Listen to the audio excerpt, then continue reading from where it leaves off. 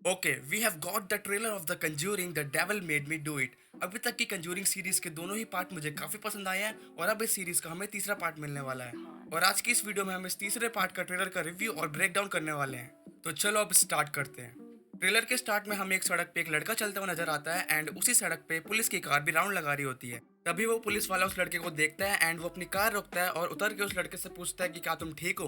वो लड़का ये सुनकर पीछे मुड़ता है एंड उसके कपड़ों पे खून ही खून लगा होता है। और वो लड़का कहता है कि लगता है कि शायद मैंने किसी को चोट पहुंचाई है। लेकिन उस लड़के का बिहेवियर देख के ऐसा नहीं लगता कि उसने ये जानबूझकर किया है। तभी सीधा स्क्रीन पे लिखा आता है कि ये मूवी भी एडन लॉरेन के ट्रू केस फाइल पे बनी है। तभी अगली सीन में ये पता चल जाता है कि ये 1981 का ब्रुकफील्ड वाला केस है जिसमें आर्ने जॉनसन ने अपने लैंडलॉर्ड ब्रूनो सॉल्स का मर्डर किया था। और अगर आपको इस केस की पूरी जानकारी चाहिए तो आप मुझे नीचे कमेंट में बता सकते हैं, मैं इस केस पर एक डिटेल वीडियो बना दूंगा। एंड चलो अब ट्रेलर पर वापस चलते हैं। फिर अगले सीन में दिखाया कि आर्ने को कोर्ट में पेश किया गया है और वहां पर एडन लॉरेन पहले से ही बैठे हैं। इसका ये मतलब हो सकता है कि एडन लॉरेन पहले से ही आर्ने वाले केस में काम कर रहे हैं और शायद आर्ने पहले से ही इन सब इवल घटनाओं से घिरा हुआ था। अगले सीन में एक डायलॉग आता है जिसमें कोर्ट गॉड के एक्सिस्टेंस को एक्सेप्ट करने की बात कर रहा है। एंड इसका अगला ही सीन इस सीन का काउंटर है जिसमें एड कह रहा है कि अब हमें डेविल की एक्सिस्टेंस को भी एक्सेप्ट कर लेना चाहिए। और इस सीन का बैकग्राउंड देखकर ऐसा लग रहा है कि यहाँ पर एडन लॉरेन का इंटरव्यू चल रहा है और ये इंटरव्यू काफी समय पहले रियल में हुआ था जिसकी फुटेज आपको अभी स्क्रीन पे दिखाई दे रही होगी। और इस इंटरव्यू में एडन लॉरेन ने इस केस के बारे में काफी सारी बातें बताई है। और मैं अभी जिस सीन की बात कर रहा था जिसमें एड कहता है कि हमें अब डेविल की एक्सिस्टेंस को भी एक्सेप्ट कर लेना चाहिए, उसका ये मतलब हो सकता है कि अब हमें जजमेंट के समय गॉड को ही नहीं डेविल को भी ध्यान में रखते हुए जजमेंट पास करनी चाहिए। फिर अगले सीन में पुलिस एक जंगल की छानबीन कर रही होती है, मानो शायद वहां पर कोई बंदा खो गया है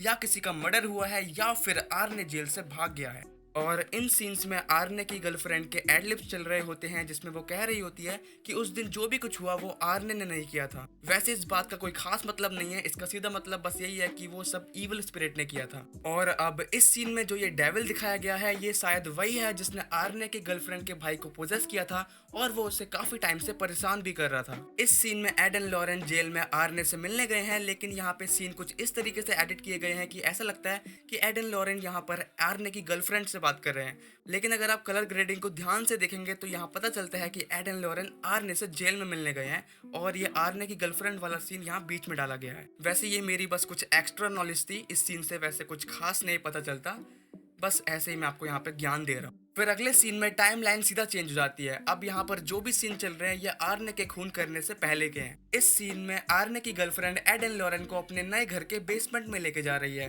बेसमेंट में जाकर लॉरेन वहां पर एक फोटो खींचती है, फिर झटके से ये एक फ्रेम आता है जो देखकर लगता है कि ये वही फोटो है जो लॉरेन ने खींची है। इस फोटो में ये आर्ने की गर्लफ्रेंड का भाई है जो कि चीख रहा है, पर ये वो फोटो नहीं है जो लॉरेन ने खींची है, क्योंकि जिस शांत स्वभाव से लॉरेन यहाँ पर फोटो खींच रही है वो इस चिल्लाते हुए बच्चे की तो नहीं हो सकती। फिर अगले सीन में वो फोटो आती है जो सच में लॉरेन ने खींची थी, क्योंकि इस फोटो में वही जगह है जहाँ पर लॉरेन खड़ी थी। लॉरेन ये फोटो आर्ने की गर्लफ्रेंड के परिवार को दिखाकर कहती है कि ये कोई चुड़ैल के कुल देवता की निशानी है और शायद तुम्हारा परिवार कर्ज था और उस शराब के कनेक्शन अभी भी ओपन है। और पता नहीं यहाँ पर कौन से शराब की बात चल रही है, क्योंकि मैंने इस केस के बारे में जो भी पढ़ा है उसमें ये सब चीजें नहीं थी। और वैसे भी मूवीज में ऑडियंस को एंटरटेन करने के लिए काफी सारी चीजें खुद से ऐड की जाती है। अगले सीन में एड शायद केस के लॉयर को समझाने की कोशिश कर रहा है कि ये किसी स्पिरिट का काम है, बट वो मानने को राजी नहीं है। उसका कहना है कि वो बस रियलिटी को सच मानता है। फिर उसी सीन के काउंटर में अगले सीन में लॉरेन कहती है कि मैं वो चीजें देख सकती हूँ जो तुम लोग नहीं देख सकते। वैसे इन सीन्स का कोई मतलब नहीं होता, ये सीन्स बस ट्रेलर को इंटरेस्टिंग बनाने के लिए डाले जाते हैं। फिर देखते ही देखते अगले सीन में लॉरेन स्पिरिट वर्ल्ड में चली जाती है। वहां पर उसे जंगल पर पेड़ पर किसी का हाथ दिखाई देता है, फिर झटके से उस पेड़ के पीछे से एक लड़की चिल्लाते हुए भागती है और फिर वही लड़की इस सीन में इस हालत में नजर आती है। मतलब शायद यही पे इस लड़की के साथ कुछ गलत हुआ था और अब वो लड़की लॉरेन को कुछ क्लू दे रही है। और फिर रियल वर्ल्ड में लॉरेन बाकी सबको बताती है कि शायद इस जंगल में कुछ तो गलत हुआ है। फिर इस सीन में एक हैट वाला आदमी गाड़ी से निकलता हुआ दिखाई पड़ता है और जो सामने ये घर है उस घर की एक खिड़की पे कोई आदमी है जो उस हैट वाले आदमी को देख रहा है। और जो ये सीन है, इस सीन की इमेज इस ट्रेलर के रिलीज होने से पहले ही रिलीज हो गई थी और ये हैट वाला आदमी और कोई नहीं फादर गॉर्डन है। फादर गॉर्डन को तो आपने कंज्यूरिंग के पिछले पिछले दोनों पार्टों में भी देखा होगा। और इस फिल्म में फादर गॉर्डन इस घर में ये चेक करने आया है कि यहाँ पर जो भी इवल घटनाएं हो रही है वो रियल है और या फिर यहाँ पर सब कुछ ढोंग हो रहा है क्योंकि लोग फेम पाने के लिए कुछ भी करते हैं। फिर अगले सीन में आर्ने के पीछे भी कोई स्पिरिट उसे पीछे से देख रही होती है और मे बी ये वही स्पिरिट है जो यहाँ पर फादर गॉर्डन को देख रही है और इस सीन में इस बच्चे के नीचे है।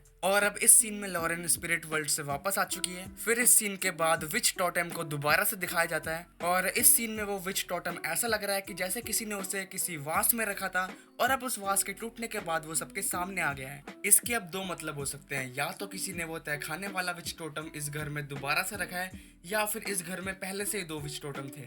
अगले सीन में लॉरेन दोबारा से स्पिरिट वर्ल्ड में चली जाती है और पता नहीं वो इस खंजर से किसको मारने की कोशिश कर रही है। फिर अगले सीन में हमें यहाँ पर एक हाथ दिखाया जाता है और नीचे लॉरेन के एडलिप्स चल रहे होते हैं जिसमें वो कह रही होती है कि वो दोबारा से ये कर रही है। अब काफी लोगों को ये गलतफहमी है कि यहाँ पर वालक की बात चल रही है, बट यहाँ पर ऐसा नहीं है। दरअसल यहाँ पर उस विच की बात चल रही है जो कि उस विच टोटम के कनेक्शन से इस वर्ल्ड में आई है और शायद वो विच इस वर्ल्ड में पहले भी आने की कोशिश कर चुकी है, इसलिए यहाँ पर लॉरेन ये कह रही है कि वो दोबारा से ये कर रही है। नाउ अब ट्रेलर में विच की एंट्री हो चुकी है जो कि एड के साथ एक रहस्यमयी जगह में है और इस ट्रेलर में इस जगह के बारे में अभी तक कोई जिक्र नहीं हुआ है। इस सीन में ये विच हमारी दुनिया में आने के लिए शायद कोई ब्लैक मैजिक कर रही है और इसके अगले सीन में इसके इस ब्लैक मैजिक के बीच में कुछ तूफान सा आ जाता है जिससे इसकी सारी सामग्री गिर जाती है। अब इसके भी दो मतलब हो सकते हैं, या तो उसके काम के बीच में किसी ने बाधा डाल दिया है या फिर वो अपने काम में सफल हो रही है और उसके कुल देवताओं से पावर्स दे रहे हैं। और फिर अगला सीन देखने से हमें पता चलता है कि एड इस रहस्यमय जगह पर इस विच के पीछे पीछे आया है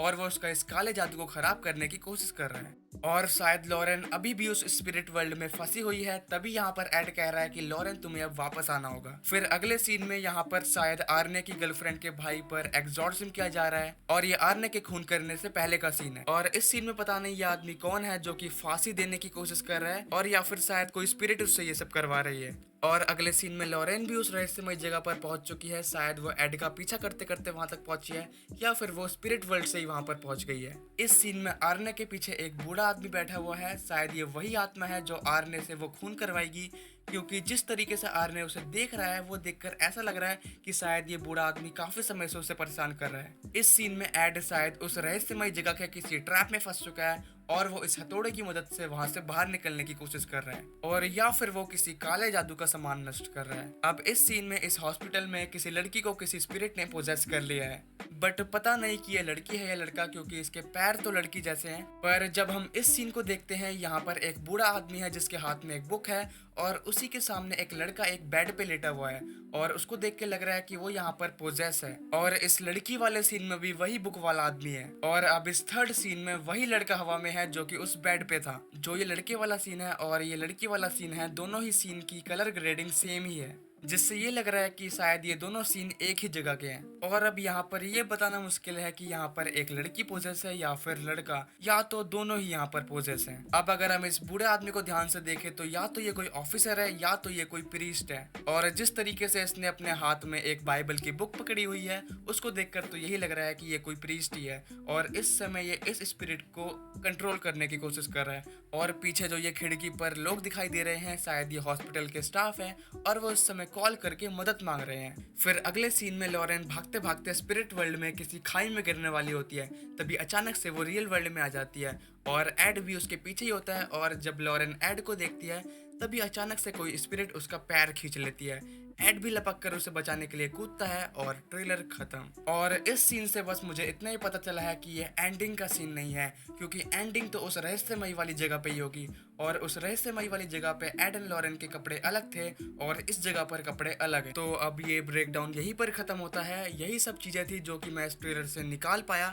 अगर आपको कोई एक्स्ट्रा जानकारी है तो आप मुझे नीचे कमेंट में बता सकते हैं। और अब अगर हम इसके रिव्यू की बात करें तो मुझे ये ट्रेलर काफी पसंद आया, क्योंकि इस बार इसमें एड एंड लॉरेन के काफी बड़े केस को लिया गया है जिसका मैं काफी टाइम से वेट कर रहा था। हाँ, काफी सारी चीजें तो अलग से ऐड हुई है और ये सारी चीजें हमें एंटरटेन ही करेंगी। और मैं जानना चाहता हूँ कि इस बार वाली ये विच कौन है एंड इसकी स्टोरी क्या है। तो ये मूवी 4 जून को सिनेमा और HBO मैक्स में रिलीज होगी। और जिस टाइम का माहौल अभी चल रहा है तो मुझे नहीं लगता कि कोई सिनेमा घरों में जाकर इस मूवी को देखेगा। और अगर 4 जून तक सब सही रहा तब तो हम सिनेमा में जाकर इस मूवी को देख सकते हैं, वरना तो सब इसे HBO मैक्स पर ही देखेंगे और यही सही और सेफ है। और अगर आपको ये वीडियो जरा सी भी पसंद आई है तो आप इस वीडियो को अपना प्यार दिखा के इसे लाइक कर सकते हैं, और अगर आपको ऐसे ही और अच्छा कंटेंट चाहिए तो आप इस चैनल को सब्सक्राइब भी कर सकते हैं। तो बाय।